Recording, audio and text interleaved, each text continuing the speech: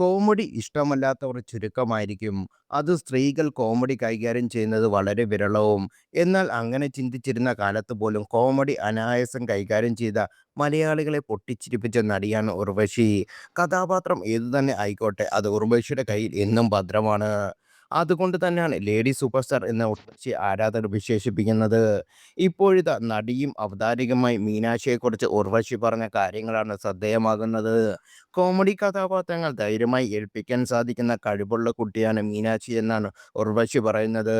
അതിന് ഉദാഹരണമായി പ്രേമലുവിലെ മീനാക്ഷിയാണ് കഥാപാത്രത്തെക്കുറിച്ചും ഉർവശി സംസാരിച്ചു. വളരെ രസകരമായി തന്നെ മീനാക്ഷി അതെല്ലാം കൈകാര്യം ചെയ്തു എന്ന് സിനിമകളിൽ ആ കുട്ടിക്ക് അങ്ങനത്തുള്ള സീനുകൾ ലഭിച്ചാൽ നന്നായിരിക്കുമെന്ന് ഉർവശി പറയുന്നു. യഥാർത്ഥത്തിൽ ഇതിൽ പരം ഒരു അഭിനന്ദനവും അനുമോദനവും മീനാക്ഷിക്ക് ലഭിക്കാറില്ല എന്ന് ആണ് സോഷ്യൽ മീഡിയ ഒന്നടങ്കം പറയുന്നത്. തൻ്റെ ശരീരപ്രകൃതിയുടെ പേരിലും അഭിനയത്തിൻ്റെ പേരിലും നിരവധി ട്രോളുകൾ ഒരു സമയത്ത് ഇരയാണ്ട് വന്ന ആളാണ് മീനാക്ഷി.